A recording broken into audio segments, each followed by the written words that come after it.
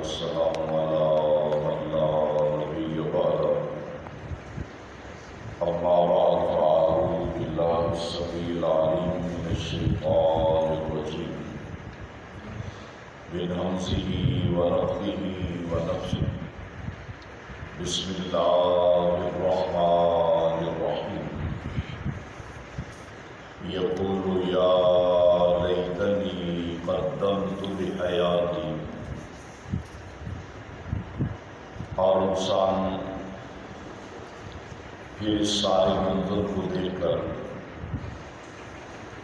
بڑی حسرت کے ساتھ بڑے افسوس کے ساتھ اپنے آپ کو کوستے ہوئے کہے گا کاش کہ اس زندگی کے لیے اپنی اس زندگی کے لیے میں نے کچھ آگے بھیجا ہوتا۔ سورہ الفجر 30واں پارہ اس کی آیت نمبر 24۔ کل آپ کے سامنے اس سے پچھلی آیت مبارکہ کے متعلق چند احکامات ذکر کیے گئے تھے کہ قیامت کا دن بہت ہی زیادہ گھبراہٹ والا دن ہوگا۔ اللہ الجلال والاکرام تشریف لے آئے، فرشتے اللہ تعالیٰ کے کتاروں کے اندر کھڑے ہوں گے اور پھر اسی وقت اللہ الجلال والاکرام کے فرشتے جہنم کو بھی میدان محشر میں کھینچ کے لے آئے۔ فرمایا رسول کریم صلی اللہ علیہ وآلہ وسلم کہ اس دن جہنم کو 70,000 لگامیں پہنا، ہر لگام پر 70,000 فرشتے ہوں گے اور اس کو کھینچ کے جو ہے وہ لوگوں کے سامنے لا دیا جائے۔ اب یقین آ جائے گا لوگوں کو کہ وہاں پہ دنیا میں جو جہنم کے بارے میں سنا کرتے تھے ہم نے تو کوئی پرواہ ہی نہ کی، ہم نے تو اس سے بچاؤ کے لیے کوئی تیاری نہ کی، اور آج جہنم تو ہمارے سامنے آڑ رہی ہے، چنگاڑ رہی ہے، اس کے شعلے وہ تو بلند ہو رہے ہیں۔ اور فرمایا اللہ الجلال والاکرام نے کہ پھر اس وقت انسان کہے گا کہ یا لیتنی، ہائے افسوس میرے لیے، کاش قدمت لحیاتی، کاش کہ میں آج کی اس زندگی کے لیے آگے کچھ بھیج چکا ہوتا۔ تو یہ ہماری بہت بڑی ذمہ داری ہے کہ ہم دنیا کے بعد جو اخروی زندگی ہے، جو برزخ والی زندگی ہے، ہم جو ہے اس کے لیے کچھ نہ کچھ جو ہے وہ ضرور بھیجتے رہا ہے۔ ہمیں اصل حساب اس کا رکھنا چاہیے کہ آج میں نے اپنی قبر کے لیے آگے کتنی چیزیں بھیجی ہیں، آج میں نے کتنی چیزیں پیک کر کے اپنے پروردگار کے حوالے کر دی ہیں کہ میں جہنم سے بچ جاؤں، مجھے اللہ پاک اپنی رحمت کے ساتھ، فضل کے ساتھ جنت عطا کر دے، میں قیامت کے دن کی ہولناکیوں سے بچ جاؤں، میں قبر کے عذاب سے محفوظ رہ جاؤں۔ تو یہ سوچ اصل میں اللہ پاک اپنے بندوں میں پیدا کرنا چاہتے ہیں، اور یہ جب سوچ پیدا ہو جائے گی، اور یاد رکھیں جب ہم روزانہ اپنا حساب کتاب لگائیں گے، یار میں نے آگے اپنا اصل مال کتنا بھیجا، کیونکہ ہمارا اصل مال وہ ہے جو ہم آگے بھیجتے ہیں۔ قرآن میں جگہ جگہ پہ اس بات کا تذکرہ ہے، یہ لوگوں اپنے لیے آگے کچھ بھیج دو اور اپنے لیے کچھ جمع کر لو آخرت کے دن قیامت کہ جس دن کوئی کسی کے کام آنے والا نہیں. آدمی نے سفر کرنا ہو نا، کسی جگہ پہ لمبا سفر کرنا ہو، اب ظاہر بات ہے بندہ زیادہ راہ بھی جیب میں رکھتا ہے، اپنی کچھ ضرورت کی چیزیں بھی جیب میں رکھتا ہے، اور اس کی کوشش ہوتی ہے کہ چلے جب وہاں پہ جائیں گے جو ضروری چیزیں ہوں گی وہاں سے جا کر خرید لوں گا، اور جو چیزیں یہاں پہ بندہ سمجھتا ہے کہ یار قیمتی ہے، اب بندے نے 2 مہینے کے لیے 3 مہینے کے لیے کہیں جانا ہو، پھر بھی کچھ نہ کچھ سامان پیک کرتا ہے، حالانکہ پیسے بھی ہوتے ہیں کہ وہاں پہ جا کے میں خرید لوں گا، لیکن پھر بھی کچھ چیزیں اپنے ساتھ بیگ کے اندر رکھ کے، شاپر کے اندر رکھ کے ان کو اچھی طرح محفوظ کر کے ساتھ لے کر جاتا ہے کہ وہاں پہ میرے کام ہے. سفر کے لیے زیادہ راہ لیتا ہے، لیکن وہ سفر ایسا سفر ہوگا کہ جس سفر میں ہمارے پاس جو لباس ہے اس کی تو جیب ہے. اب وہاں پر کوئی خرید و فروخت ہم نہیں کر سکیں گے، اور جو آگے بھیج چکے ہوں گے وہی ہمارے کام آئے گا.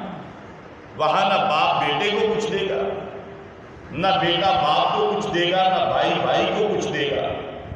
نہ بیوی خاوند کو، نہ خاوند بیوی کو.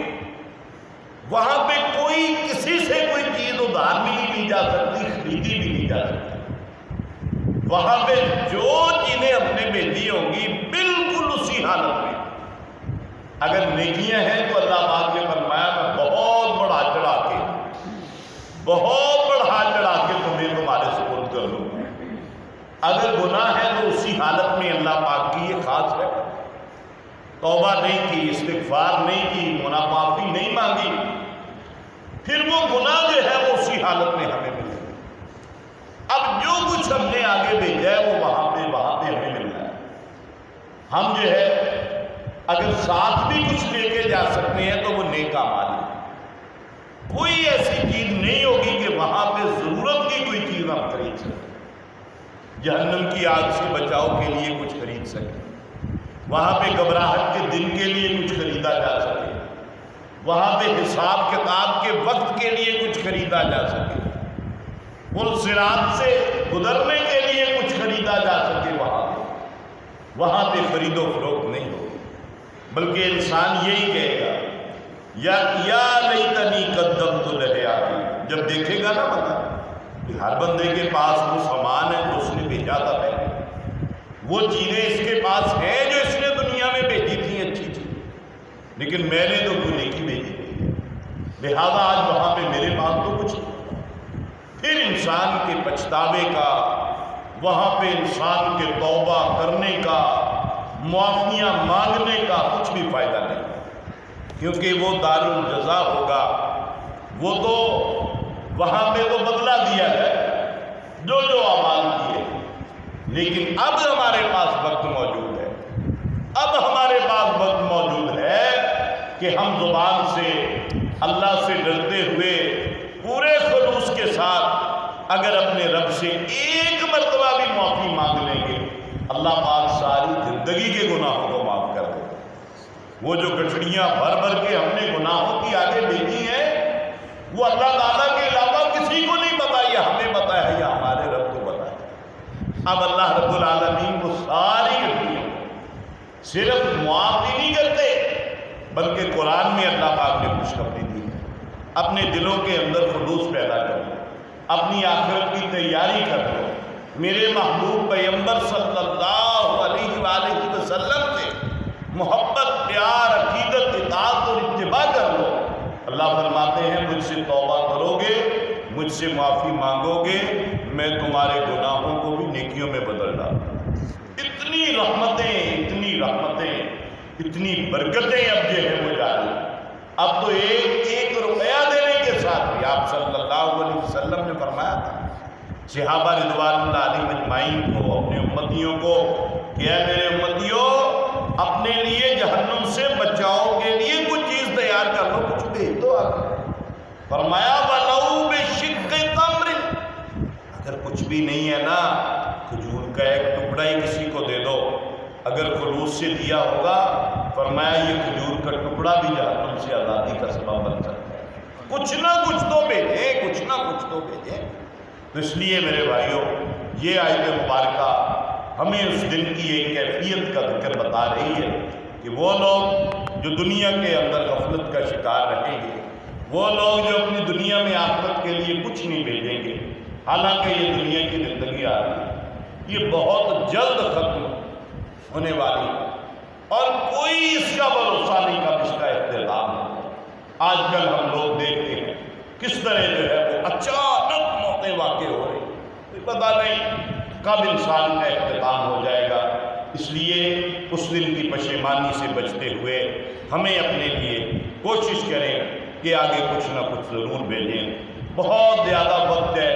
بہت زیادہ کام نہیں کر سکتے، کم از کم جب بندہ چارپائی سے اٹھتا ہے، جاگتا ہے، بندہ اٹھتا ہی اللہ کا ذکر شروع کر دے، ذکر اذکار شروع کر دے، وضو کر کے نماز پڑھی ہے، بعد میں سارا دن بھی آپ مصروف رہے ہیں، نمازیں پڑھی ہیں، رات کو سوتے وقت بندہ بستر پہ جا کے اللہ سے معافی مانگے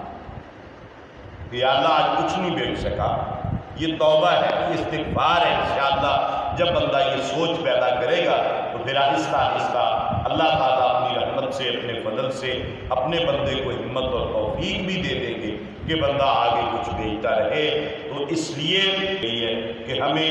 کل قیامت کے دن کے لیے آگے بھیجتے بھی رہنا ہے اور اس میں سستی اور غفلت نہیں کرنی۔ اللہ ذوالجلال والاکرام سے دعا ہے کہ اللہ رب العالمین ہمیں قرآن و سنت کے مطابق اپنی زندگیاں گزارنے کی توفیق عطا فرمائے۔ اللہ ذوالجلال والاکرام ہمیں دنیا کے اندر، اللہ پاک قبر کے اندر، میدان محشر میں اللہ ذوالجلال والاکرام مایوسی سے، پشیمانی سے محفوظ فرما کے اپنی نعمتوں سے، اپنی رحمتوں سے، اپنی برکتوں سے اللہ پاک ہمیں ہر جگہ پہ کامیاب، کامران اور اپنے انعام یافتہ بندوں میں شامل فرمائے۔ وما علینا الا البلاغ۔